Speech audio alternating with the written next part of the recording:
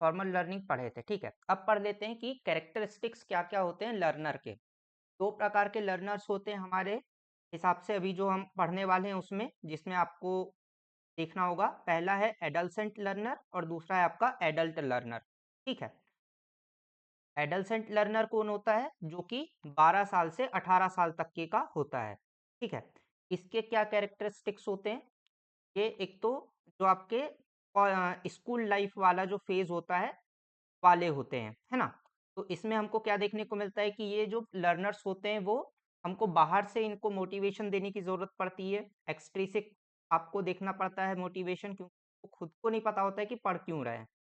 मतलब long term goal नहीं होता है पढ़ने के लिए, शॉर्ट टर्म गोल्स होते हैं कि हमने ये पास कर लिए तो हमको ये पर्टिकुलर चीज़ मिलने वाली है, ठीक है।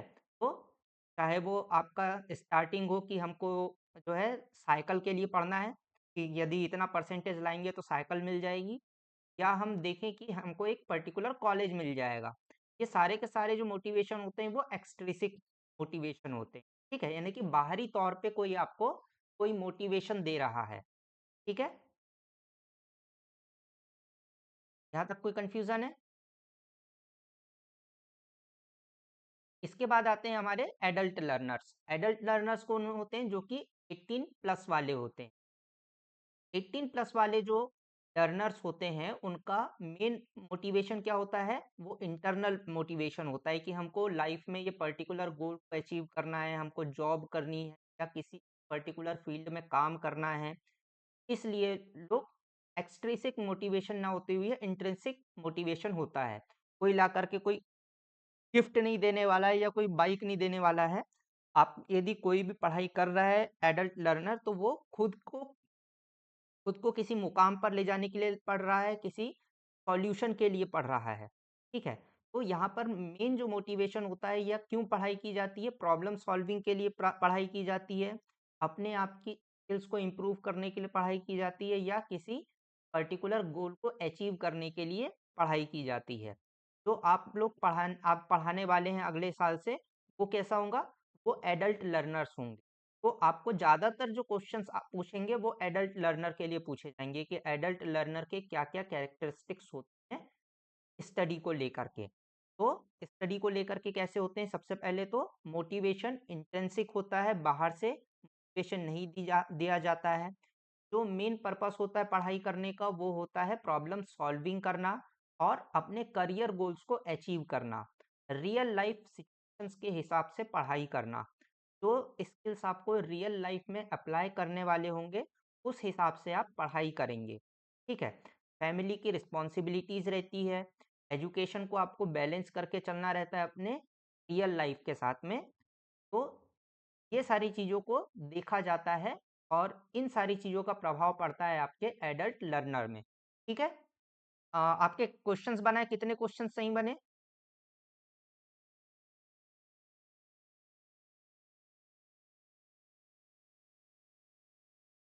हाँ, हाँ, हाँ, कोई बात नहीं। इसके बाद में अपन समझते हैं कि लर्निंग की थ्योरीज इंपॉर्टेंट है और ब्लूम्स टेक्सोनॉमी से हर बार क्वेश्चंस आते हैं। इस साल का जो एग्जाम रहा उसमें हर हर सेशन में एक ना एक क्वेश्चंस जो है वो आया ही ब्लूम्स टेक्सोनॉमी से। ब्लूम्स टेक्सोनॉमी क्या है? कि ब्लूम्स ने पढ़ाई किस किस स्तर पर होती है या किस किस लेवल पर होती है उसका वर्गीकरण किया है। ब्लूम्स का वर्गीकरण कहते हैं, ठीक है। या श्रेणियां उनने बनाई है ना, कि सेशंस बांटे हैं कुल मिलाकर के कि इस लेवल पर पढ़ाई होती है, ठीक है। ब्लूम्स ने जो है पढ़ाई को 3 भागों में बांटा है। पहला है आपका कॉग्निटिव डोमेन। कॉग्निटिव डोमेन क्या होता है? कि जो हम सोच करके समझ करके चीजें करते हैं, ठीक है। कॉग्निशन आपको पता होगा। कॉग्निटिव डोमेन मतलब कि जहाँ ये वर्ड आपको बार बार देखने को मिलेगा, कॉग्निटिव करके। कॉग्निटिव का क्या मतलब होता है? जो भी चीजें हम दिमाग आपने कुछ याद किया, कुछ समझा, उसको अप्लाई किया, उसको एनालाइज किया, इवेल्युएट किया और क्रिएट किया, ये क्या हो जाएगा? आपका कॉग्निशन हो जाएगा, ठीक है। इसको हम एक एक करके अच्छे से समझेंगे कि ये सारी प्रक्रिया कैसे होती है, ठीक है। दूसरा इन्होंने बनाया है साइकोमोटर।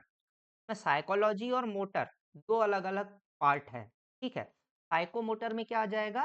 कि आपका दिमाग और आपकी बॉडी ये दोनों मिल करके किस प्रकार से नई चीज़ों को सीखते हैं, है ना? जैसे कई चीज़ें हमारे मसल मेमोरी में चले जाती है। खाना बनाते हो आप? हेलो? तो जब आप शुरुआत में खाना बनाते रहे होंगे, तो आपको बहुत दिमाग लगाना पड़ता रहा होगा कि देखो भई इतना यदि मैंने सब्ज़ी इतनी है, इतनी क्वांटिटी में है, ये वाली सब्ज़ी है तो कितना नमक जाएगा, कितनी मिर्च जाएगी, कितना मुझे इसको बॉयल करना है या कितना पकाना है ना? इतना आपको बहुत सारा दिमाग लगाना पड़ता रहा होगा। लेकिन अभी आपको उतना लगाना पड़ता है क्या? जब आप अब हमेशा हर दिन बनाते हो? हाँ, क्यों? क्योंकि वो आपके साइकोमोटर डोमेन में फिक्स हो गई ये चीज़ें। आपको अब पता है कि अंदाज़ लग चुका है कि ये इतना होता है, आप अपना कोई भी काम करते-करते, कोई भी वीडियो देखते-देखते भी खाना बना लोगे, ठीक है? तो ये वाला जो क्षेत्र है, जिस जिस पार्ट में आपने ये पर्टिकुलर चीज़ को बिल्कुल प्रैक्टिस कर लिया है, वही चीज़ कहलाती है आपकी साइकोमोटर डोमेन। ठीक है। इसमें हम क्या देखते हैं कि आपका माइंड और आपका जो बॉडी है वो कैसे कोऑर्डिनेटेड होकर के नई स्किल्स को सीखता है। ठीक है। और तीसरा अपने पास में आ जाता है अफेक्टिव डोमेन। अफेक्टिव डोमेन में अपन देखते हैं इमोशनल एस्पेक्ट्स को, हमारे इमोशंस, हमारे वैल्यूज, हमारा एटीट्यूड किस प्रकार से बिल्ड होता है, कौन कौन सी चीजें हम इसमें सीखते हैं। ठीक है। तो ब्लूम्स के श्रेणियों में तीन अलग अलग स्तर पर हम पढ़ाई करते हैं। पहला है कॉग्निटिव। कॉग्निटिव में हम देखते हैं हमारे पूरे ब्रेन के अंदर किस प्रकार से चीजें चलती है, जैसे कि हम किस प्रकार से याद करते हैं, के बाद उसको कैसे करते हैं, हम समझते हैं, फिर हम अप्लाई करते हैं, फिर हम एनालाइज करते हैं, हम इवेल्युएट करते हैं और क्रिएट करते हैं। इसको हम अच्छे से समझेंगे आगे जा करके। दूसरी श्रेणी होती है साइकोमोटर। साइकोमोटर में हम क्या करते हैं, दिमाग का और हाथ पाँव का, मतलब कि बॉडी और ब्रेन साथ में मिल करके नई चीज़ों को कैसे सीखते हैं, इससे हम समझेंगे। और तीसरा डोमेन आता है हमारा अफेक्टिव डोमेन। अफेक्टिव डोमेन मतलब कि हमारे इमोशनल इंटेलिजेंस कैसे सुधरती है, हम इमोशनली चीज़ों को कैसे समझते हैं, हम एटीट्यूड अपना कैसे बिल्ड करते हैं, हम अपनी वैल्यूज़ को कैसे क्रिएट करते हैं। इन इस स्तर पर जब काम होता है, इस लेवल पर जब काम होता है, पढ़ाई होती है, तो उसको हम अफेक्टिव डोमेन कहते हैं। ये तीनों के बारे में आपको थोड़ा-थोड़ा समझ में आ गया? अब एक-एक करके को समझते हैं। ठीक है, सबसे पहले आता है हमारा कॉग्निटिव डोमेन। कॉग्निटिव डोमेन में क्या देखते हैं हम कि हम चीज़ों को कैसे सीखते हैं। फॉर एग्ज़ाम्पल कि खाना बनाने वाले ही ले लेते हैं, ठीक है? जैसे कि आप यूट्यूब में देख कर के, मेरी मम्मी करती है ज़्यादातर कि यूट्यूब में देखती हैं रेसिपी, ठीक है? रेसिपी देख कर के उसको क्या कर लेते हैं, याद कर लेते हैं, ठीक है? सब कुछ कहाँ हो रहा है, दिमाग में हो रहा है अभी, ठीक है? तो क्या हो रहा है ये, हम पहले रिमेंबर कर लिए रेसिपी, रेसिपी को रिमेंबर करने के बाद में अपन क्या करते हैं, अंडरस्टैंड करते हैं कि हाँ, पहला स्टेप ये होगा, को करने के बाद में दूसरा स्टेप होगा, तीसरा स्टेप होगा। हम अंडरस्टैंड कर लेते हैं कि हाँ, यदि जैसे आलू के पराठे बनाने का कुछ नया ट्रिक मम्मी ने सीखा कल, ठीक है? क्या किए कि आलू को कीस लिए, कीसने के बाद में उसको हल्का बॉईल कर लिए, बॉईल करने के बाद में जो है, पराठे नहीं चील्हे जैसे कुछ था, तो उसको फिर जो है पकाने के बाद में चावल के आटे में मिला लिए और उसको चील्हे जैसे बना दिए, मसाले-वसाले डाल के, ठीक है? क्या किए हमने, सबसे पहले रिमेंबर किए, उसके बाद में अंडरस्टैंड किए कि हाँ, प्रोसेस इस प्रकार से की जाती है, ठीक है? पहले अंडरस्टैंड, फिर पहले रिमेंबर याद करना, दूसरे में अंडरस्टैंड करना कि हाँ, ये प्रोसेस कैसे काम कर रही है, ठीक है? जब अपन ने प्रोसेस को समझ लिया तो हमने क्या किया, खुद से बना करके बनाना सीखा कि हाँ, ये प्रोसेस है, इसको फॉलो करके देखते हैं। तो हम क्या कर रहे हैं, अप्लाई कर रहे हैं। अप्लाई करने के बाद में अपन क्या करते हैं, एनालाइज करते हैं। एनालाइज करना मतलब कि मान लीजिए कि सही तरीके से वो बन नहीं रहा है, फट रहा है बार बार, ठीक है? तो एनालाइज कर रहे हैं कि ये फट क्यों रहा है, कि भाई चावल का आटा ज़्यादा हो गया होगा, थोड़ा सा आपने आलू ज़्यादा मिला दिया, ठीक है? तो हम क्या कर रहे हैं कि अप्लाई करने के बाद में क्या चीज़ें हमको फेस करने को मिल रही है, उसको देखते हैं कि हाँ, हमने जो प्रोसेस सही तरीके से फॉलो किए हैं या नहीं किए हैं, हमने जो रेसिपी सही तरीके से बना बताई गई थी उसको फॉलो किया है या नहीं किया है, या लास्ट मिनट में हम क्या एडजस्ट कर सकते हैं, उसको देखते हैं। इवैल्यूएट करना मतलब कि मूल्यांकन करना कि हाँ, जिस प्रकार से रेसिपी में बताया गया था कि इतना सॉफ्ट बनना चाहिए, इतना फैलना चाहिए, ऐसा स्वाद होना चाहिए, इतना क्रिस्प आपको करना है। इसको आप इवैल्यूएट करते हैं, मूल्यांकन करते हैं कि हाँ, जैसा बनना चाहिए था वैसा ही बना है या नहीं बना है। जब आप मास्टर कर लेते हैं कि 2-4 बार बना लिए आपने, आप मास्टर कर लिए उस रेसिपी को, तो फिर आप अपने हिसाब से उस रेसिपी को मोल्ड करते हैं फिर, कि हाँ, मुझे मेरे हिसाब से जो है ये थोड़ा-सा ज़्यादा क्रिस्प बनना चाहिए। जैसे मेरी मम्मी को क्रिस्प ज़्यादा पसंद है। पराठा या रोटी या चील्हे चील्हे पता है? पता? हाँ, तो उनको पता है, तो उनको ज़्यादा क्रिस्प पसंद है। तो क्या करते हैं अपने हिसाब से फिर उसको क्रिस्पी बनाते हैं, ठीक है? तो इस प्रकार से हम सारी चीज़ें इसी तरीके से सीखते हैं, इसी पैटर्न में सीखते हैं कॉग्निटिव लेवल पर, दिमागी स्तर पर, ठीक है? आपको सीक्वेंस समझ में आया? सबसे पहले हम क्या करते हैं? रिमेंबर करते हैं, याद करते हैं किसी भी रेसिपी को या किसी भी चीज़ को, उसके बाद में उसको अंडरस्टैंड करते हैं कि प्रोसेस कैसे फॉलो की गई है। फिर हम क्या करते हैं, हम अप्लाई करके देखते हैं, मतलब कि खुद से उस पर्टिकुलर चीज़ को करके देखते हैं, ठीक है? जब हम उस चीज़ को कर रहे होते हैं, तो हम उसको एनालाइज़ करते हैं कि कितना सही हो रहा है, कितना गलत हो रहा है, क्या चीज़ें फाइनली हमको एडजस्ट करने की ज़रूरत है, ठीक है? हर पर्टिकुलर स्टेप में कि हमको डो कैसे तैयार करना है, आटा कैसे तैयार करना है, हमको कितना अंगार तेज करना है, आग कितनी होनी चाहिए, टेम्परेचर कितना होना चाहिए, हर एक-एक छोटी-छोटी जो हमारी स्टेप्स है उनको हम एनालाइज़ करते हैं छोटे-छोटे टुकड़ों में बाँट करके, ठीक है? इसके बाद में हम इवैल्यूएशन करते हैं, मतलब कि मूल्यांकन करते हैं कि हमने जो काम किया है, उसमें कितनी कमी-बेशी रह गई है, कौन-सी चीज़ें हम अच्छा कर सकते थे, कौन-सी चीज़ खराब हुई है। ठीक है? और आखिरी में हम क्या करते हैं, अपने हिसाब से क्रिएट करते हैं, अपने तरीके से क्रिएट करते हैं उस पर्टिकुलर चीज़ को, जब हम मास्टर कर लेते हैं किसी भी एक विधा को। समझ में आ गया? बढ़िया। इसको एक बार आप पढ़ लीजिएगा, नहीं समझ में आएगा तो बताइएगा। इसमें 2 चीज़ों का ख़्याल रखिएगा कि आपको जो है सीक्वेंस में याद करना है, ठीक है? जैसे कि ये सीक्वेंस जी, बिल्कुल बढ़िया। दूसरा आता है आपका साइकोमोटर डोमेन में। समवन वांट्स ओहो! Sorry, sorry, sorry. आ रहा है और मैं सॉरी भाई, मैं ना पढ़ा रहा था और मेरा पूरे स्क्रीन पे था नोट्स, मैं देख नहीं पाया था। आप 5 मिनट से हो ना लगभग? भाई? हाँ जी, हाँ। सॉरी, मैं बता नहीं आप रिकॉर्डिंग में इसको यहाँ तक के देख लीजिएगा, है ना? और डाउट होगा तो मुझे पूछ लीजिए। जी, जी, ठीक है। हम थे दूसरे में साइकोमोटर डोमेन में। साइकोमोटर डोमेन क्या होता है? जहाँ पर हम दिमाग और बॉडी को के कोऑर्डिनेशन से कोई भी चीज़ सीखते हैं तो, ठीक है? इसमें क्या-क्या चीज़ें होती है? सबसे पहले होता है इमिटेशन। फॉर एग्ज़ाम्पल कि हम क्या करना सीख रहे हैं? मान लीजिए कि जिम जाते हो वीरेंद्रपाल जी?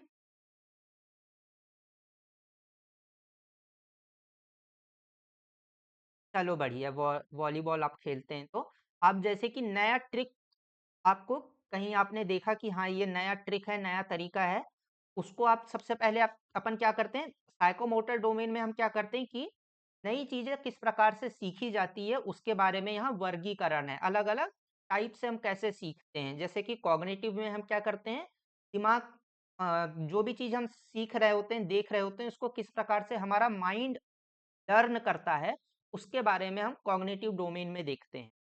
साइकोमोटर डोमेन में हम देखते हैं कि हमारा माइंड और बॉडी ये दोनों मिल करके किस प्रकार से चीज़ों को सीख और अफेक्टिव डोमेन में हम सीखते हैं कि हमारा इमोशनल हम इमोशनली हम किसी चीज़ को कैसे अडॉप्ट करते हैं, हम एटीट्यूड बिल्डिंग किस प्रकार से करते हैं, हमारी वैल्यूज़ किस प्रकार से क्रिएट होती है, ठीक है? तो हमने कॉग्निटिव डोमेन के बारे में बात कर लिया है, अभी हम बात कर रहे हैं साइकोमोटर डोमेन के बारे में, ठीक है? तो साइकोमोटर डोमेन में क्या होता है कि हमारा दिमाग और हमारा बॉडी ये दोनों मिल करके किस प्रकार से नई चीज़ों को सीख। सबसे पहले क्या होता है, इमिटेशन होता है। मान लीजिए कि कोई नई ट्रिक है, आपने देखे कि कोई दूसरा प्लेयर जो है किसी ट्रिक को आजमा रहा है कि या प्ले कर रहा है, उस ट्रिक को यूज कर रहा है, तो आप क्या करेंगे, सबसे पहले इमिटेशन करेंगे कि उसको जैसा वो कर रहा है वैसा का वैसा करके देखेंगे कि हाँ कैसे होता है। ठीक है।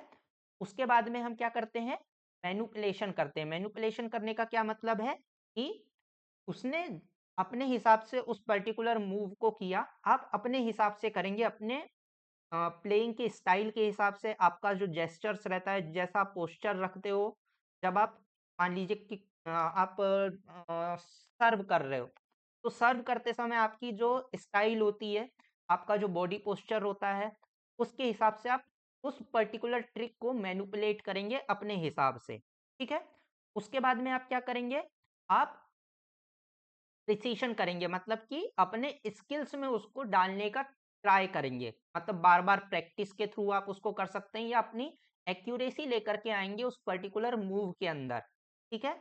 उसके बाद में आप आर्टिकुलेशन करेंगे। आर्टिकुलेशन करने का क्या मतलब है कि आप अपने प्लेइंग के स्टाइल में उसको ढालने की कोशिश करेंगे कि आप जिस हिसाब से प्ले करते हैं, जो मूव्स आप पहले से प्ले करते हुए आ रहे हैं, उसके साथ में उसको एडजस्ट करने की कोशिश करेंगे कि मैं इसका इस्तेमाल किस प्रकार से कर सकता हूँ अपने गेम में। ठीक है।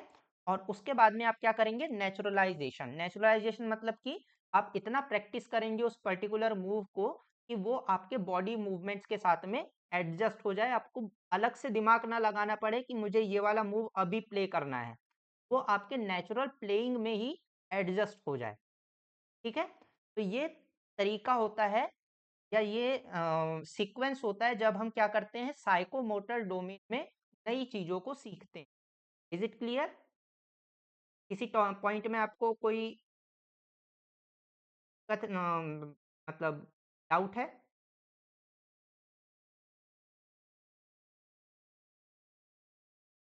वीरेंद्र जी, आपको कोई दिक्कत है?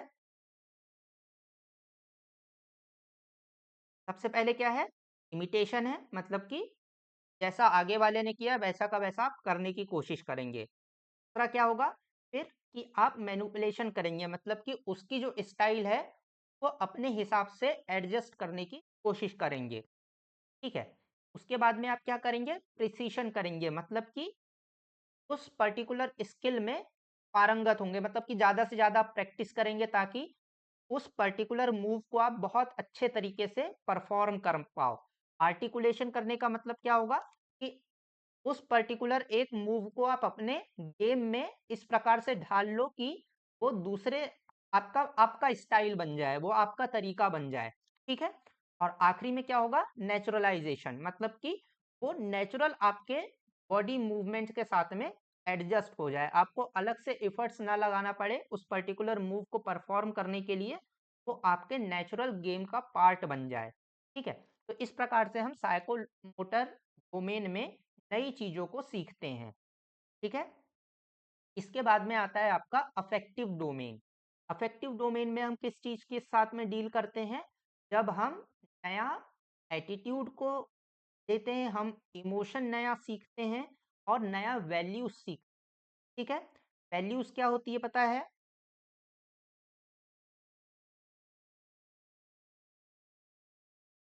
हाँ ना?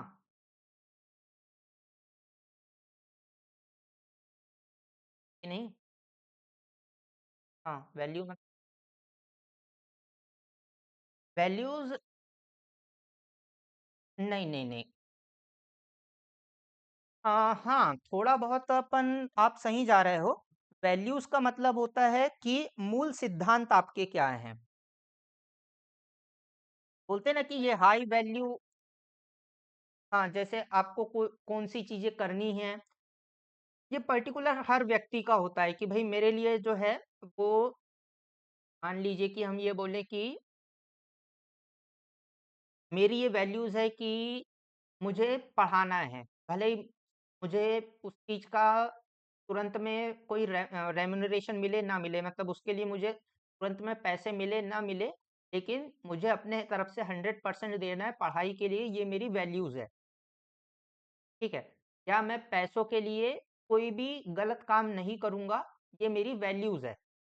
तो आपके कुछ सेट रूल्स एंड रेगुलेशंस होते हैं जो व्यक्तिगत होते हैं, वो किस प्रकार उसको हम बोलते हैं कि ये हमारे वैल्यूज़ हैं, ठीक है? जैसे सोसाइटी में आप पढ़ते होंगे कि सोसाइटी की कुछ मूल्य होते हैं, कुछ जैसे हमारे सोसाइटी में जो है वो कोई भी भूखा यदि है तो आपको उसको खाना खिलाना पड़ेगा।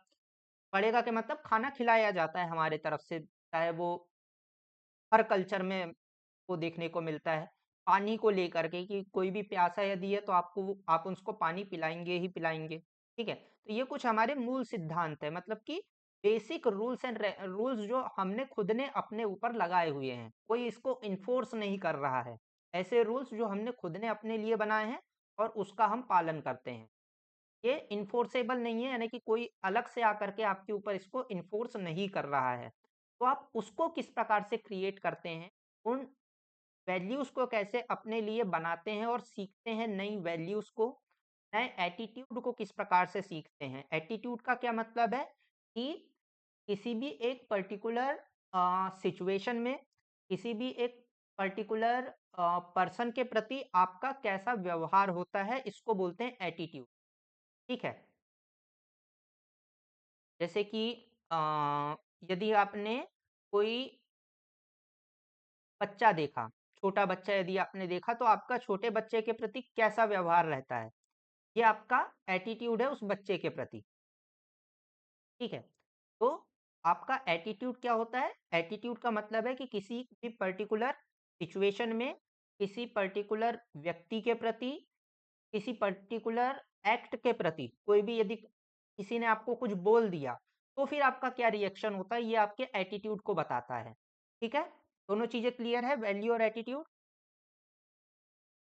बढ़िया जी। तो ये किस प्रकार से बनता है इसके बारे में हम देखते हैं। सबसे पहले क्या होता है? रिसीविंग होता है। रिसीविंग का क्या मतलब होता है कि आप पर्टिकुलर सिचुएशन के बारे में अवेयर होते हैं। आप सिचुएशन को देखते हैं कि किस प्रकार की सिचुएशन बनी हुई है, ठीक है? मान लीजिए कि सिचुएशन है कि मान लीजिए कि कोई कुत्ते का बच्चा है, डॉग का माने पपी है, उसको कुछ बच्चे मार रहे हैं। ये सिचुएशन है, ठीक है? तो सबसे पहले अपन क्या करेंगे? हम रिसीव करेंगे मतलब जो सिचुएशन है उसको समझेंगे, देखेंगे, एनालाइज़ करेंगे, ठीक है? उसके बाद में क्या होगा हमारा रिस्पॉन्ड होगा। आपका कोई भी रिस्पॉन्ड हो सकता है, कुछ भी रिस्पॉन्स हो सकता है कि उस पर्टिकुलर सिचुएशन के प्रति आपका किस प्रकार का रिस्पॉन्स होने वाला है, ठीक है? रिस्पॉन्स करने के बाद में अपन क्या करते हैं?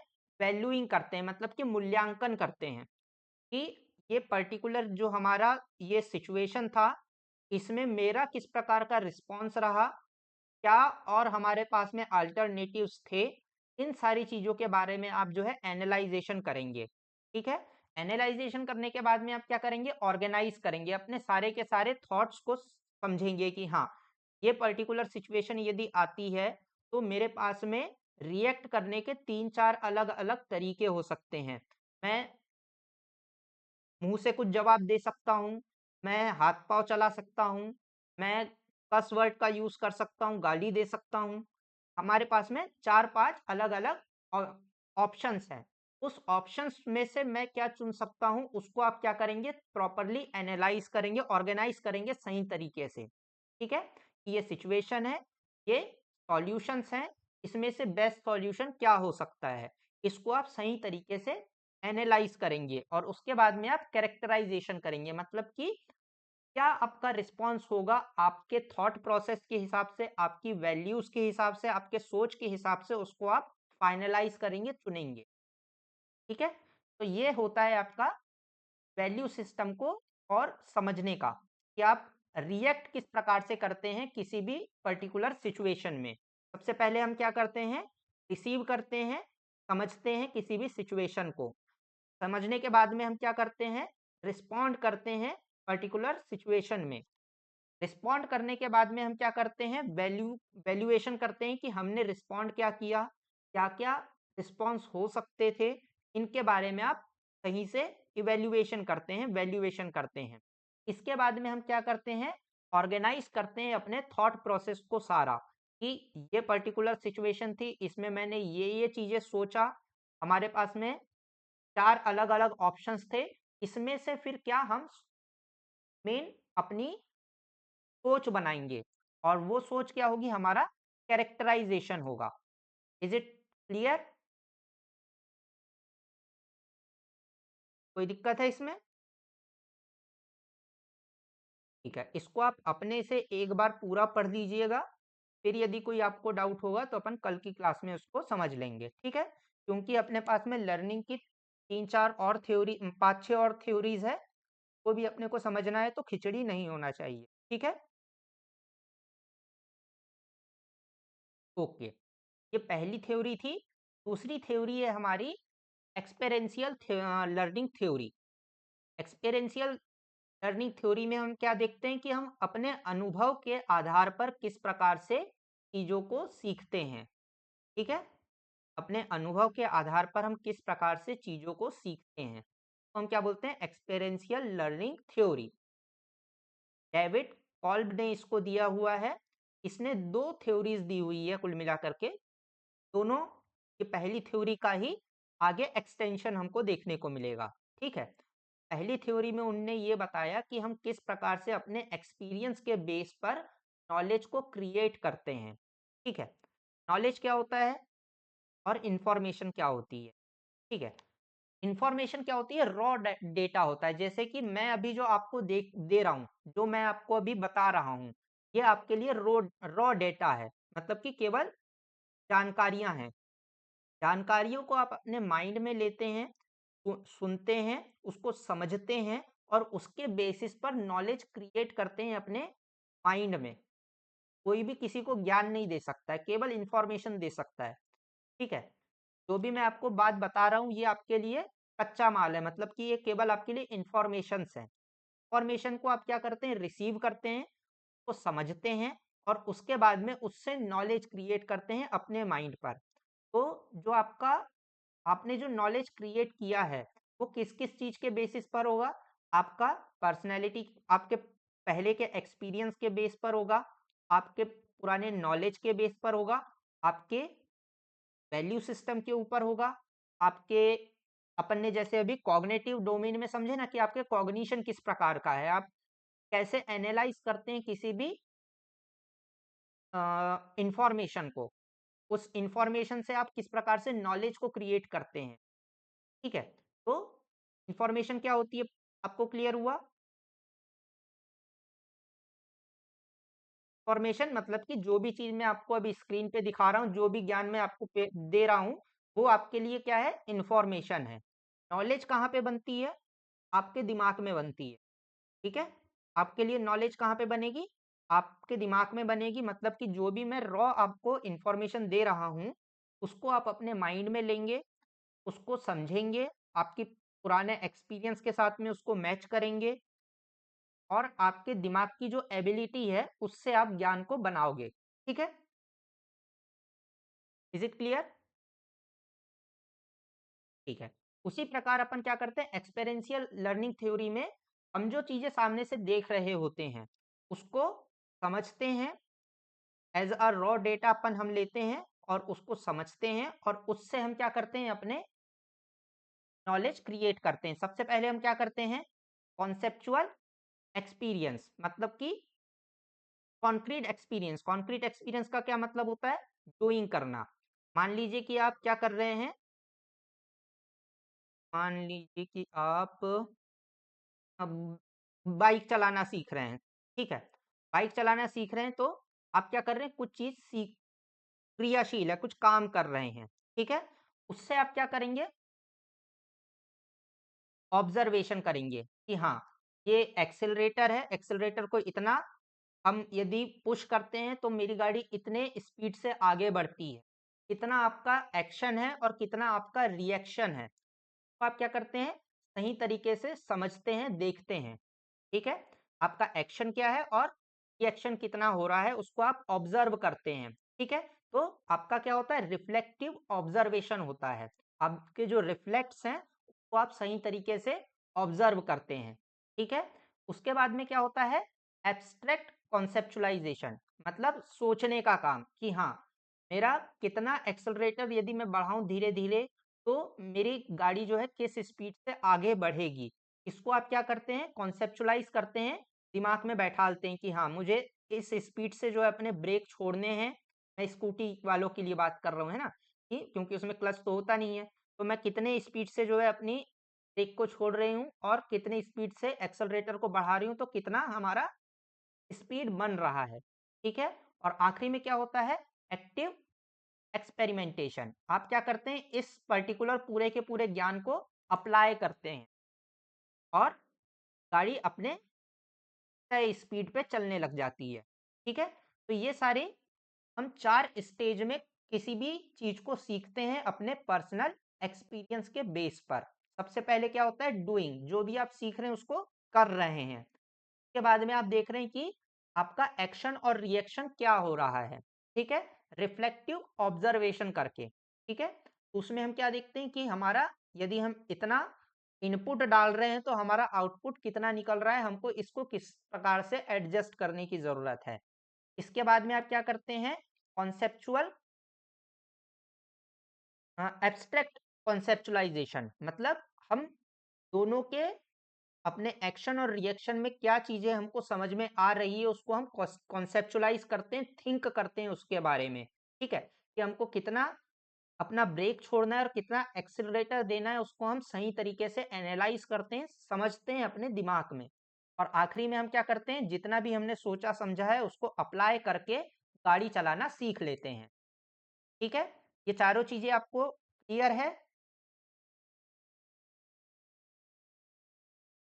इसको थोड़ा सा याद करने की जरूरत आपको पड़ेगी कि कॉन्क्रीट एक्सपीरियंस का मतलब होता है डूइंग, रिफ्लेक्टिव ऑब्जर्वेशन का मतलब होता है रिफ्लेक्शन या वॉच करना। भाई, हाँ। इसके बाद में एब्स्ट्रैक्ट कॉन्सेप्चुलाइजेशन का मतलब होता है थिंक करना, और एक्टिव एक्सपीरियंस का मतलब होता है अप्लाई करना। ठीक है। ये आपको थोड़ा सा याद करना पड़ेगा, क्योंकि डूइंग, रिफ्लेक्टिंग, थिंकिंग, अप्लाइंग याद करना आसान है, पर कभी कभी एग्जाम में ये भी आ सकता है। ठीक है। ये हो गया इनका क्या, किस प्रकार से सीखा जाता है लर्निंग की थ्योरी में। इन्होंने इसके लिए जो है एक, ये एक्टिव साइकिल है इसकी, को भी देख लीजिएगा, इससे आपको याद हो जाएगा। इसी का इन्होंने जो है एक लर्निंग स्टाइल्स बताया है कि आपकी लर्निंग करने की अलग अलग स्टाइल हो सकती है। ये हमेशा नहीं होगा कि आप जो है ये चारों चीजों को एक साथ करेंगे। आपका लर्निंग स्टाइल जो है ये हो सकता है कि आप किसी भी चीज को जो है वो करते हैं और उसके बारे में सोचते हैं तो आपको वो चीज याद हो जाती है। ठीक है। हो सकता है आप इनमें से कोई दो चीजों को करके और चीजों को समझ सीखते हो। ठीक है। अपने नई एक्टिविटी को सीखते हो, उसके लिए उन्होंने जो है वो लर्निंग स्टाइल्स बताई है। यदि कोई भी जो है वो फील करता है और वॉच करता है, मतलब कि एक्टिव एक्सपीरियंस करता है और रिफ्लेक्टिव ऑब्जर्वेशन करता है और इससे कोई भी चीज सीखता है, तो उसको हम क्या बोलते हैं, ड्राइविंग कहते हैं, कि रिवर्जिंग बोलते हैं, सॉरी, रिवर्जिंग बोलते हैं। ठीक है।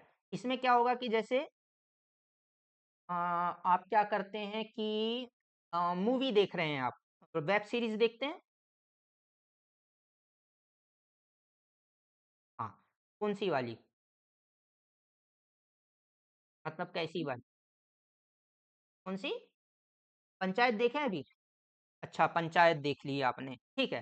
तो पंचायत देख करके यदि आप ये समझ रहे हैं कि किस प्रकार से जो है सोसाइटी काम करती है, ठीक है, आप तो सोशियोलॉजी वाले स्टूडेंट भी हैं, तो आपको समझ में आ गया होगा, है ना, कि एक बात बताओ कि पंचायत सीरीज में आपको कोई भी वाइट कैरेक्टर दिखा क्या, बिल्कुल जो पूरा का पूरा वाइट कैरेक्टर हो, मतलब बहुत ही अच्छा वाला कैरेक्टर क्या करके, जो पूरा का पूरा सही ही काम कर रहा है।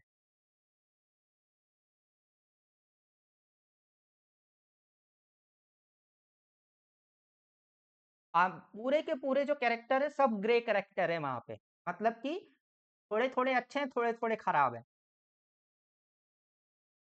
जैसे कि वो जो था क्या, बनराकस जो है, बनराकस पूरी तरीके से आप उसको डार्क कैरेक्टर नहीं बोल सकते हैं, क्योंकि वो इकलौता ऐसा बंदा है जो कि वोक है, जो कि ये बताता है कि भैया सब तो कोई आवाज नहीं उठा रहा है, केवल वो आवाज उठाता है कि कौन कौन सी चीजें सोसाइटी में होनी चाहिए, कौन सी चीजें सोसाइटी में नहीं होनी चाहिए, है ना, कि आप हमारी सड़क ही नहीं बना रहे हैं। तो वो इकलौता है जो कि अब आवाज उठाता है गांव के लिए, है ना।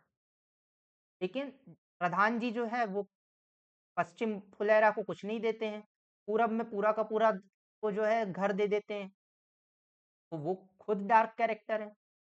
उस हिसाब से देखा जाए तो वो अच्छे सरपंच नहीं है, प्रधान नहीं है, सॉरी, अच्छे प्रधान नहीं है, कि वो एक ही साइड में सब कुछ दे ले रहे हैं।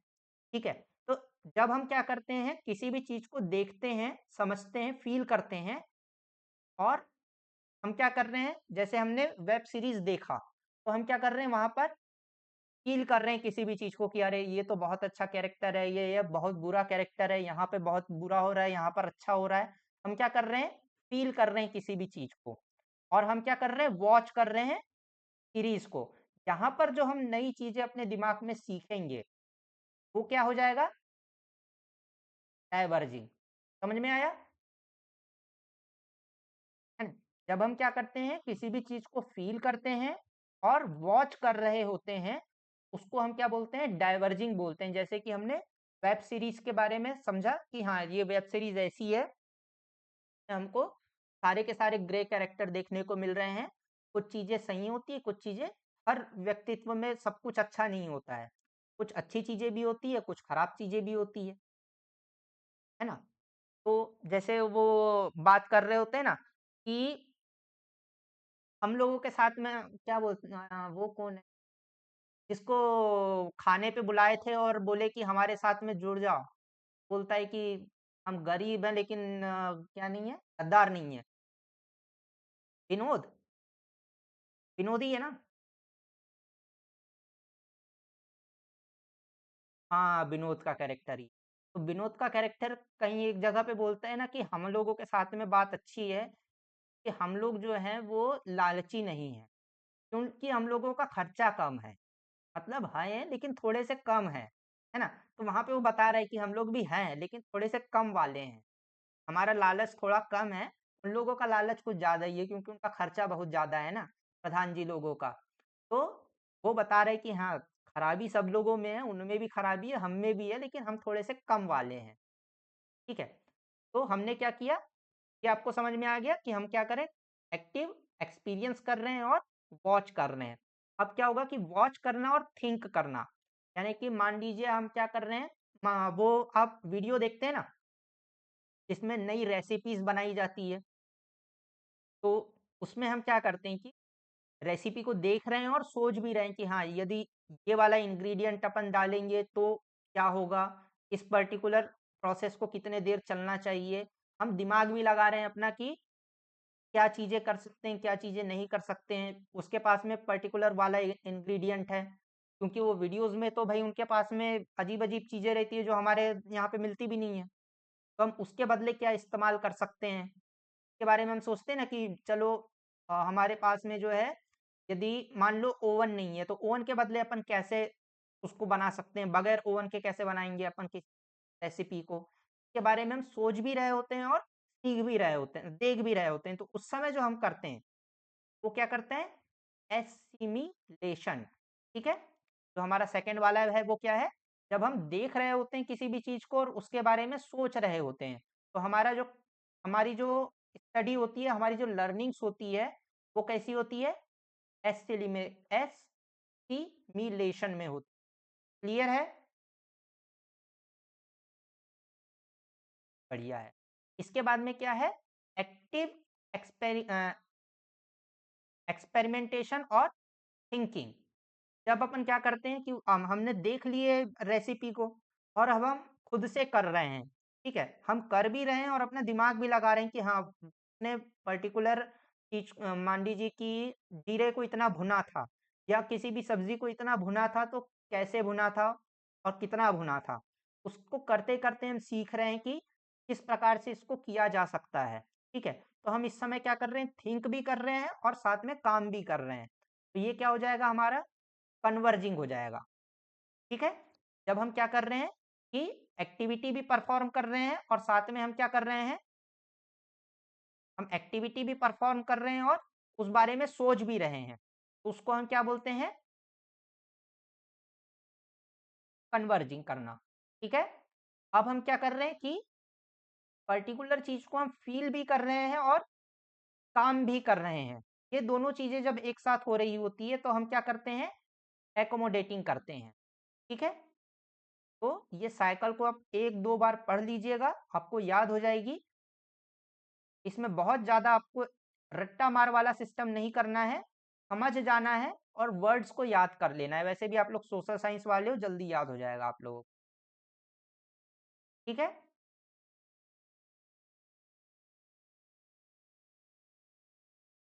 डूइंग और फीलिंग में अपन ये कर सकते हैं कि फीलिंग का मतलब होता है कि आप उसको समझ रहे हैं खुद से, है ना। हम्म, मान लीजिए कि आपको किसी, आप जब पढ़ा रहे होते हैं, जैसे कि अभी मैं कर रहा हूँ, तो अभी क्या करना होता है मुझे कि पर्टिकुलर चीज को मैं पढ़ा भी रहा हूँ अभी, और मुझे इस बारे में भी समझना है कि इस पर्टिकुलर टॉपिक को मैं किस प्रकार से समझाऊं आपको, कैसे बताऊं इस टॉपिक के बारे में। तो मैं क्या कर रहा हूँ, एकोमोडेटिंग कर रहा हूँ कि मैं अपने जो भी चीजें सोच रहा हूँ उसको फीलिंग्स में किस प्रकार से कन्वर्ट करूँ और फिर आपको उसको समझाऊं। ठीक है, जिसमें आपका खुद का एक्सपीरियंस भी हो, जिसके बारे में आपने समझा भी हो। तो इस पर्टिकुलर चीज में हम क्या करते हैं, एकोमोडेटिंग करते हैं। ठीक है, मान ये कब होता है, जब अपने को बहाना बनाना रहता है किसी भी के बारे में, कि आपको जो है कहीं बाहर जाना है और उसके लिए आपको, या आपको कहीं बाहर नहीं जाना है। आपके बारे में मुझे पता नहीं, लेकिन जैसे कहीं फैमिली फंक्शंस में जाने के लिए कई बार हमको बहाना बनाना पड़ता है कि हमारे को जाना नहीं है, कहीं रिलेटिव के घर हमको जाना नहीं है। तो उस समय पे जो आप करते हैं क्या, कि आप फील भी करवाना है आपको कि हाँ मेरा पेट दर्द कर रहा है अच्छा वाला, और एक्ट भी करना है, मतलब कि डू भी करना है। तो इस समय पे जब आप चीजों को कर रहे होते हैं और सीखते हैं कि हाँ मुझे तुरंत में किस चीज का जवाब क्या देना है, एडॉप्ट कैसे करना है सिचुएशन को, कितना अपना फेशियल एक्सप्रेशन लाना है कि लगे कि हाँ जेन्युइन वाला बहाना बन रहा है। ठीक है, तो उस समय जो हमारा सिचुएशन होता है वो क्या होता है, एकोमोडेटिंग वाला होता है। समझ में आया।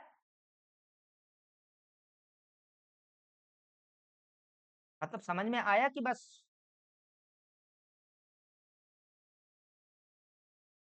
एक बार रीड कर लीजिएगा, यदि कोई दिक्कत होगी तो बताइएगा, ठीक है। इससे रिलेटेड मैं क्वेश्चंस डाल दूंगा, आज आज ही डाल दूंगा, तो आप उसको बना करके देखिएगा। नहीं बनेगा तो फिर आप उसको देख लीजिएगा, यहाँ पर ना उसके बारे में सारी की सारी चीजें डली हुई है। आप एक बार इसको पढ़ लीजिएगा, ठीक है। मैं आपको जैसे का वैसा पढ़ाने के इसमें नहीं हूँ कि भाई ये लिखा हुआ है उसको मैं पढ़ के आपको बता दूं, क्योंकि मैं, ये तो लिखा ही हुआ है, आपको पढ़ते बनता है ना। तो हम जो कर सकते हैं वो है कि कॉन्सेप्ट को समझे, बाकी जो वर्ड्स में चीजें लिखी हुई है आप अपने हिसाब से पढ़िए और अपने हिसाब से उसकी मीनिंग फाइंड आउट करिए। ठीक है, इसके बाद में आता है हमारा cognitive development theory. Cognitive development theory में ये बताया गया है कि कैसे डिफरेंट स्टेजेस पे डिफरेंट तरीके से हम सीखते हैं चीजों को। ठीक है, इसमें और अलग अलग स्टेजेस बताई गई है आपके डेवलपमेंट की। ठीक है, इसमें कौन कौन सी डेवलपमेंट की है हमारी, सबसे पहले है आपका psychomotor domain stage, sorry, psychomotor stage. ठीक है, ये कब होती है, बर्थ से लेकर के 2 साल तक के। तो बर्थ से लेकर के 2 साल तक के जो चीजें हम सीखते हैं उसमें कौन कौन सी बुलेट पॉइंट्स होते हैं, मतलब कि कौन कौन से मेन तरीका होता है सीखने का। ठीक है, इसके बाद में आता है आपका pre operational stage. Pre operational stage मतलब कि 2 से लेकर के 7 साल तक के। इसके बाद आता है आपका concrete operational stage. Concrete operational stage में हम क्या कर कौन सी एज होती है? 7 साल से लेकर के 11 साल तक के। और आखिरी क्या होती है? Formal operational stage. ये क्या होती है? 12 साल से आगे वाली। इन चारों स्टेज में हम किस प्रकार से चीजों को सीखते हैं, इसके बारे में हम पढ़ते हैं कॉग्निटिव डेवलपमेंट थ्योरी में। ठीक है। कॉग्निटिव का क्या मतलब होता है? कॉग्निटिव का मतलब होता है हमारा ब्रेन किस हिसाब से काम करता है। ठीक है। कॉग्निटिव का क्या मतलब होता है? हमारा ब्रेन किस हिसाब से काम करता है, इसके बारे में सारी जानकारी जो है, या इस बारे में जब भी हमको बात करनी होती है, हम कॉग्निटिव शब्द का इस्तेमाल करते हैं। ठीक। तो हम देखते हैं कि सबसे पहला वाला जो स्टेज है हमारा क्या है? सेंसरी मोटर स्टेज है। सेंसरी मोटर स्टेज का क्या मतलब होता है? जो हमारे सेंसेस है, कौन कौन से सेंसेस है हमारे पास में? 5 सेंसेस होती है हमारी, है ना? टच करना, देखना, सूंघना, टेस्ट करना। ठीक है। इस सुनना, ये हमारी क्या होते हैं? सेंसरी मोटर्स होते हैं। तो पहला जो स्टेज होता है उसमें हम क्या करते हैं? हमारी सारी की सारी जो जानकारी होती है, जितनी भी नॉलेज होती है, हमको इन सेंसेस के थ्रू हमारे दिमाग में आती है। ठीक है। छोटे बच्चे को यदि कुछ भी चीज सीखना होता है तो वो क्या करता है? या किसी भी चीज के बारे में जानना होता है तो क्या करता है? पकड़ता है और मुंह में डाल देता है। ठीक है। तो छोटे बच्चे के लिए किसी भी चीज के बारे में सीखने का सबसे पहला स्टेज होता है कि किसी भी चीज को पकड़ना है और मुंह में धर लेना है, पकड़ने की कोशिश करना है, और पकड़ में आ गई यदि तो सीधे वो चले जाएगी मुंह के अंदर। ठीक है। तो इस स्टेज में इन चीजों का ख्याल रखा जाता है कि हमारा जो जितनी भी इंफॉर्मेशन है, जितनी भी नॉलेज है, वो हमारे सेंसरी ऑर्गन्स के थ्रू दिमाग में जा रही है। इसमें हम सारी चीज़ों को खुद से करके देखते हैं। ठीक है। हमारा सीखने का एकमात्र जरिया क्या होता है? कि हम खुद से करके देखें। क्यों? क्योंकि हम हमारे पास में लैंग्वेज का कोई नॉलेज नहीं है, आगे वाला कुछ भी बोल रहा है, हमको कुछ समझ में नहीं आ रहा है। ठीक है। बच्चे को आप कितना भी ज्ञान दे दो, उसको तो हिंदी आती नहीं है, तो समझेगा कैसे? तो जो भी चीज़ें बच्चे सीखते हैं वो कैसे सीखते हैं? खुद से करके सीखते हैं कि भाई अंगार गर्म होती है, ये पता करना है तो कैसे करेंगे? अंगार को पकड़ के देखेंगे अपन। ठीक है। या पानी ठंडा है या नहीं होता है, कैसे करके देखेंगे? पानी में हाथ डाल के देखेंगे। पानी में डूबने से क्या होता है, कैसे देखेंगे? पानी में डूब के देखेंगे। ठीक है। तो हम कैसे सीखते हैं चीजों को? खुद से करके देखते हैं, और हमारा सारा का सारा जो नॉलेज होता है वो हमारे सेंसरी ऑर्गन से हमको देखने को मिलता है। ठीक है। ये चीजें आपको क्लियर है? बढ़िया। इसके बाद में आता है pre operational stage. Pre operational stage क्या होता है? आपके 2 साल से लेकर के 7 साल तक की। ठीक है। इसमें क्या होता है? हम लैंग्वेज सीखते हैं, कॉम्प्लेक्स वर्ड्स को सीखते हैं, और आर्टिकुलेशन सीखते हैं। आर्टिकुलेशन का क्या मतलब है? हम सेंटेंस कैसे बनाएंगे, सेंटेंस को समझते हैं, लैंग्वेज को सीखते हैं, सिंबल्स को सीखते हैं कि यदि मम्मी ने जोर से जो है आंखें घूर करके देखा है तो इसका क्या मतलब होता है। ठीक है।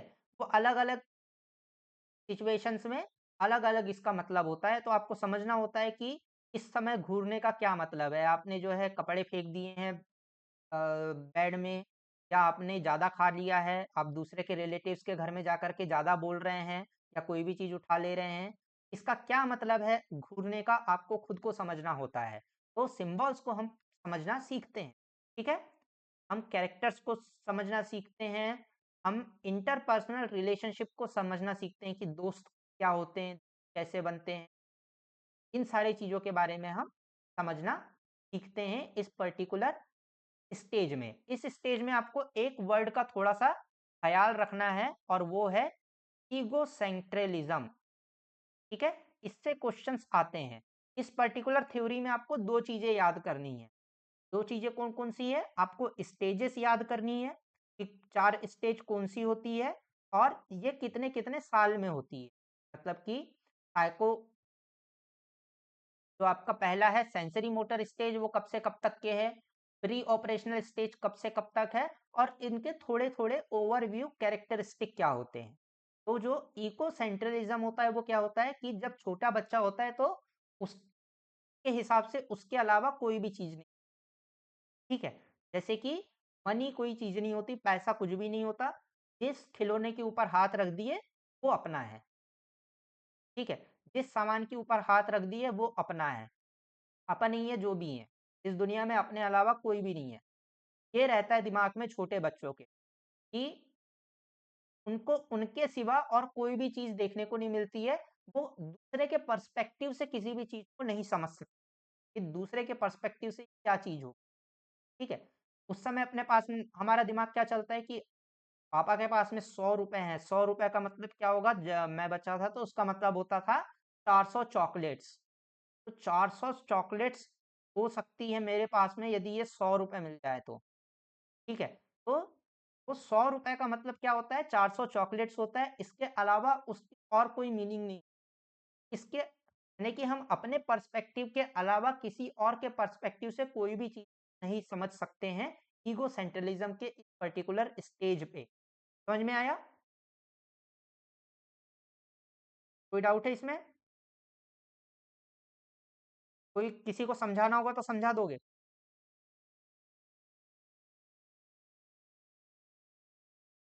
अभी समझाओ।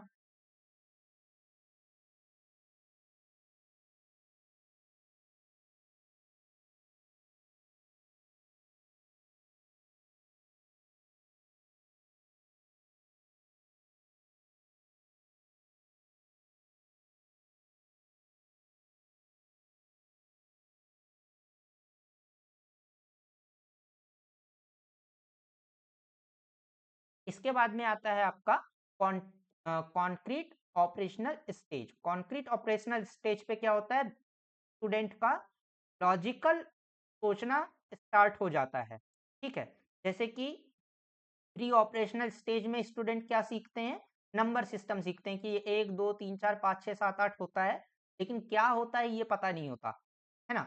या जो पहाड़े हैं वो याद करवाए जाते हैं, टेबल्स याद करवाए जाते हैं, लेकिन वो पहाड़े का मतलब क्या है ये पता नहीं होता है ना। तो अब वो टू टू जा है या टू टूज आर है, इसके बारे में बच्चे को नहीं पता होता है। लेकिन जब वो कॉन्सेप्चुअल कॉन्क्रीट ऑपरेशनल स्टेज पे आता है तो उसका लॉजिक स्टार्ट होता है कि हाँ, इसका मतलब ये होता है। मतलब कि यदि हम मल्टीप्लाई कर रहे हैं तो मल्टीप्लाई करने का क्या मतलब होता है। तो लॉजिक धीरे धीरे जो है वो क्रिएट होना स्टार्ट होता है हमारा कॉन्क्रीट ऑपरेशनल स्टेज पे। अंडरस्टैंड करना चालू होते हैं कॉन्सेप्ट्स को। कॉन्सेप्ट्स क्या होते हैं, मल्टीप्लाई क्या होता है, सब्सट्रैक्ट क्या होता है, एडिशन क्या होता है, वर्ड्स क्या होते हैं, सेंटेंस किस प्रकार से बनते हैं, इन सारी चीज़ों के बारे में धीरे धीरे स्टूडेंट को समझ में आने लग जाता है। ठीक है, इसमें मैथमेटिकल प्रॉब्लम सॉल्व किस प्रकार से किए जाते हैं, सेंटेंस कैसे बनाए जाते हैं, लैंग्वेज क्या होती है, इसके बारे में धीरे धीरे समझ में आने लग जाता है कॉन्क्रीट ऑपरेशनल स्टेज पर। ठीक है, तो इसका क्या हाईलाइट है कि हम लॉजिकल सीख किसी भी चीज को समझना चालू करते हैं। हमारा लॉजिक्स जो है वो तर्क हम कर सकते हैं इस पर्टिकुलर स्टेज पे। ओके जी। और आखिरी स्टेज क्या आता है हमारा, formal operational stage. Formal operational stage पर क्या होता है कि हम एडल्सेंट डेवलप में हम एडल्सेंट से एडल्ट की तरफ बीच में कहीं होते हैं। ठीक है, एडल्ट और एडल्सेंट के बीच में ये सारी चीजें होती है। इसमें हमारा थिंकिंग चालू होती है, सोच हमारी पनपती है किसी भी चीज को लेकर के, है ना। कि भाई मान लीजिए कि मैथ्स जो है वो अच्छा सब्जेक्ट है, साइंस अच्छा सब्जेक्ट नहीं है, उसके लिए हमारे पास में 4 लॉजिक्स भी है। हमारी सोच बनती है इस पर्टिकुलर स्टेज पर, हमारी वैल्यूज बनती है इस पर्टिकुलर स्टेज पे कि कोई भी काम अच्छा है, कोई भी काम बुरा है, कोई व्यक्ति अच्छा है, कोई व्यक्ति बुरा है। इन सारी चीजों के बारे में हमारी क्या बनती है, इंडिपेंडेंट हमारी सोच पैदा होती है। हमारा खुद का पर्सनैलिटी क्रिएट होती है कि हम किस प्रकार की पर्सनैलिटी, हमको अपने बारे में समझ में आने लग जाता है कि हम किस प्रकार के व्यक्ति हैं। हमको लॉजिकली चीज़ों को समझने में आसानी होती है कि हम लॉजिकल रीजनिंग करते हैं कि किसी ने कुछ बोला है तो उसका क्या मतलब हो सकता है, क्या मतलब नहीं हो सकता है, आगे वाले ने क्यों बोला है, इन के बारे में हम सोचते हैं। हम हमारी इंडिपेंडेंट थिंकिंग जो है वो चालू होती है और हम किसी भी हाइपोथेटिकल प्रॉब्लम के बारे में सोच सकते हैं। हाइपोथेटिकल प्रॉब्लम के बारे में सोच सकते हैं का क्या मतलब है कि जैसे हम वो मैथ्स के प्रॉब्लम सॉल्व करते थे ना, कि मोहन के पास में 100 आम है, उसको अपने 3 दोस्तों को बराबरी में बाँटना है और खुद के पास में भी जो है वो 20 आम रख लेना है, तो वो किस प्रकार से बाँटेगा? ये क्या है? एक हाइपोथेटिकल प्रॉब्लम है। हमने अपने दिमाग में ये प्रॉब्लम बनाई है, रियल लाइफ में ऐसी कोई प्रॉब्लम है नहीं, ठीक है? तो हम किसी हाइपोथेटिकल प्रॉब्लम को किस प्रकार से सॉल्व कर सकते हैं, इसके बारे में हम जानकारी लेते हैं। हम किन चीज़ों के बारे में सोचते हैं? मॉरल वैल्यूज़ के बारे में, ठीक है? वो किताब आती थी ना अपने की पंचतंत्र की किताब जिसमें सिद्धांत सिखाए जाते हैं कुल मिलाकर के, मॉरल वैल्यूज़ सिखाई जाती है, उसके बारे में हम सोचते हैं। फिलोसॉफिकल हमारे पास में थॉट्स धीरे-धीरे पैदा होने लग जाते हैं। एथिक्स के बारे में हम सोचते हैं। एथिक्स क्या होता है आपको तो पता ही होगा, सोशियोलॉजी वाले हो, पढ़ा है एथिक्स? नहीं, वैल्यू और एथिक्स अलग-अलग होती है। वैल्यू एंड एथिक्स बोलते हैं ना भैया। वैल्यू एथिक्स एक ही होगा तो ये 2-2 शब्द काहे के लिए वेस्ट करेंगे?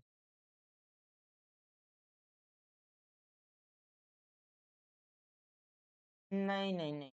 देखिए, 3-4 चीज़ें मिक्स हो गई।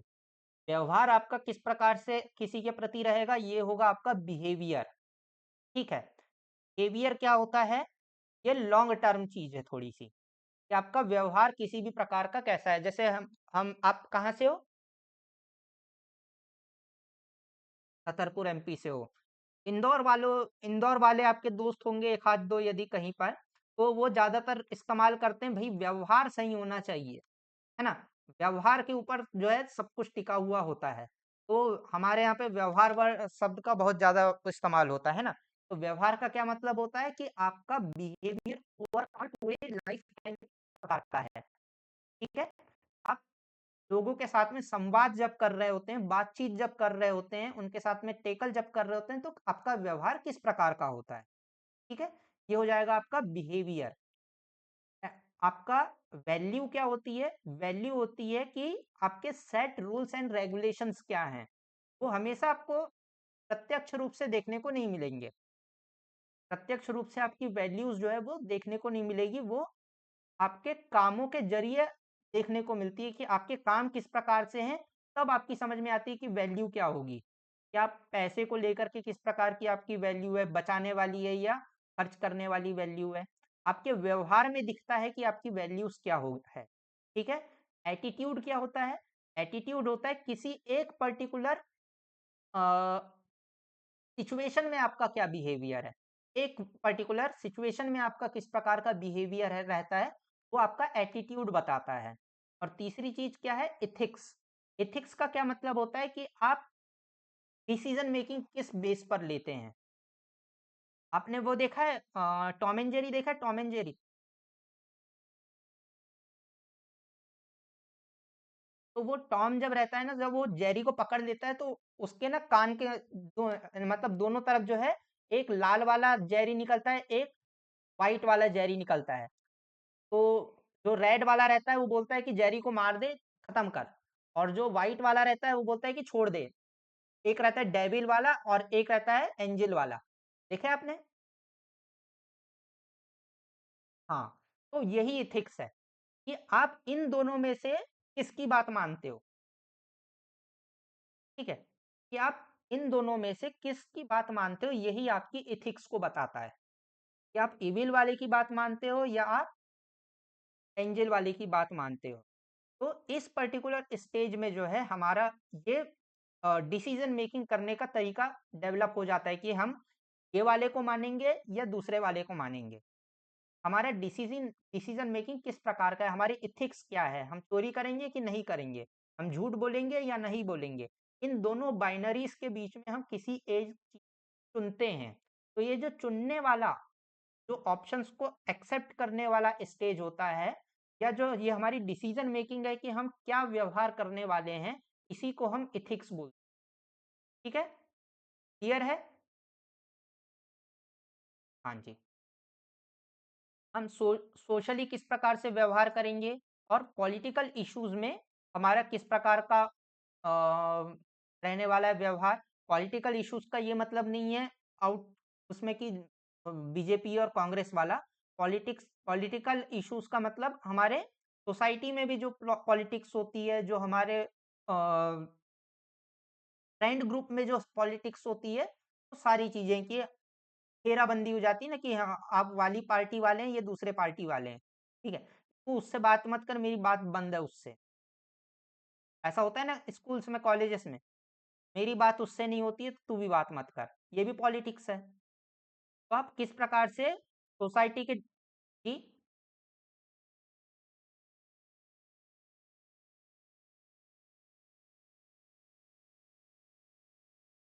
सॉरी मैं आपकी बात को समझ नहीं पाया, एक सेकंड आप बताएंगे वापस से क्या बोल रहे थे।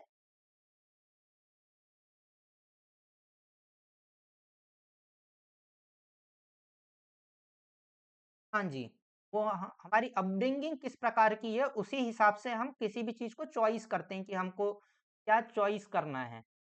हमारे पास में दो ऑप्शंस हैं, उन दो ऑप्शंस में से हम किसको चुनेंगे, उसके ऊपर ये डिपेंड करता है हमारे अपब्रिंगिंग किस प्रकार की है, किस सोसाइटी से हम आए हैं।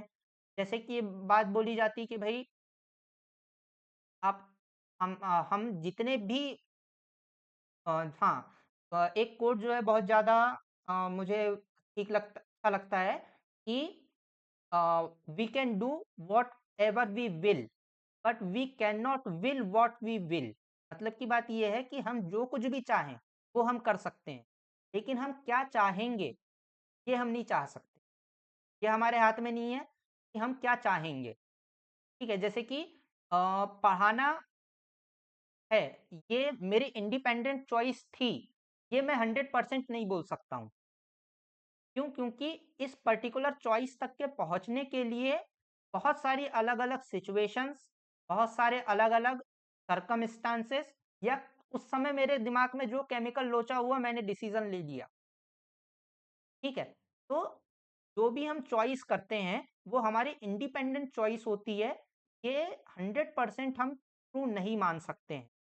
जो भी हम सही या गलत में से चॉइस कर रहे हैं, ये 100% हमारी अपनी इंडिपेंडेंट चॉइस है। इसको हम नहीं बोल सकते हैं। बहुत सारे फैक्टर्स डिपेंड करते हैं कि हम क्या चॉइस करेंगे, हमारा व्यवहार किस प्रकार का होगा, हमारा हम कि हमारी वैल्यूज़ क्या होगी, हमारा बिहेवियर क्या होगा, एटीट्यूड क्या होगा, ये हमारे एनवायरनमेंट के ऊपर बहुत सारा डिपेंड करता है, सिचुएशंस के ऊपर बहुत सारा डिपेंड करता है, सोसाइटी के ऊपर डिपेंड करता है। इन सारी चीज़ों के ऊपर हमारा पूरा व्यवहार डिपेंड करता है। तो आपने सही कहा कि हमारे जो वैल्यूज़ एथिक्स होते हैं वो हमारे अपब्रिंगिंग के ऊपर बहुत ज़्यादा डिपेंड करते हैं। अ, ठीक है, तो ये हमारे 4 हमने आज मेरे ख्याल से 3 पढ़े हैं थ्योरीज ऑफ लर्निंग के बारे में। एक दिन में हम ज़्यादा नहीं पढ़ते क्योंकि फिर वो होच-पोच हो जाएगा। एक बार आप सारे के सारे थ्योरीज को रिपीट कर लीजिएगा और फिर मुझे कल बताइएगा समझ में क्या नहीं आया आपको। और क्वेश्चंस मैं भी आपको आधे घंटे के अंदर डाल देता हूँ, वो भी आप बना करके देख लीजिए। ठीक है?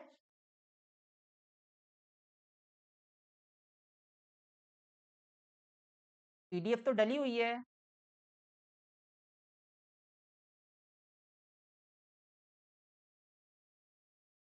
मैं साथों साथ अभी देते चले जा रहा हूँ, क्योंकि जो पुरानी पीडीएफ्स है उसको अपडेट करते रहता हूँ मैं। तो वो पुरानी वाली आपको पूरी चाहिए एक साथ या क्लास के साथ-साथ चाहिए? हाँ, क्योंकि वो जो पुरानी पीडीएफ्स हैं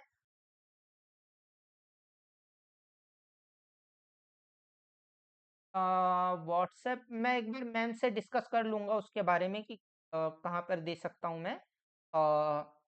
आपको अभी ऐप में तो मिल ही जाएगी। हाँ जी, मैं एमपी से हूँ।